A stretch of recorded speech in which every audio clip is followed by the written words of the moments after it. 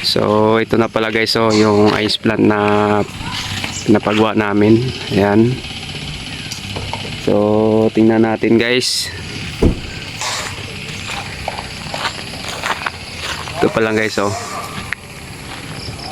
Ayan. Bali ito pa lang guys ang pinapagawa namin guys. Ito po si tita, yung may-ari ng ice plant. Ito guys, oh.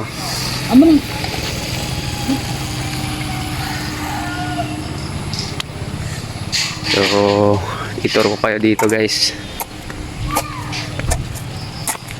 Ito guys, oh, napakalawak to guys. Yan.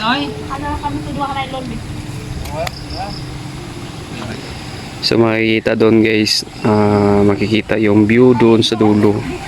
Yan, napakaganda guys.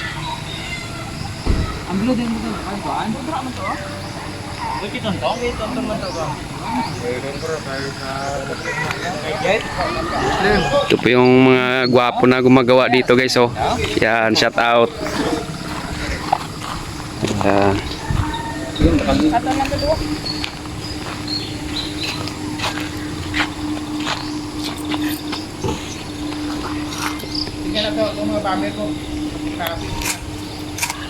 Hoy, magpuli ka mo ang hakon nga bamer, kaya nag-imedal ano gani? Shout out kay Tito Nilson, ang pinakapugi na architect. Siya po yung nag-design dito guys sa ice plant. Ayan po guys, oh. Si Tito Architect. Bale ito pa lang guys yung, pasensya na kayo guys, ngayon lang ako nakapag-vlog dito. Ayan, nagawa na.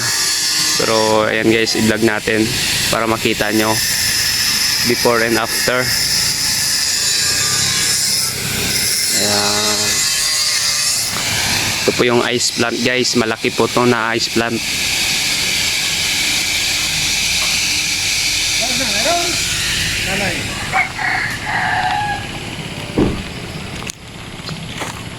Ito guys, so yung mga lubi, oh, tanggalin po ito guys. So ipapakita ko yung view dito guys sa amin. Ang ganda ng view guys, oh.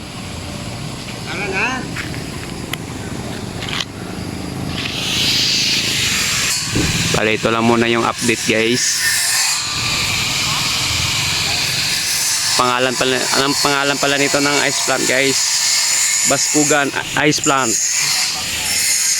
Yeah. Shout out kay nanay.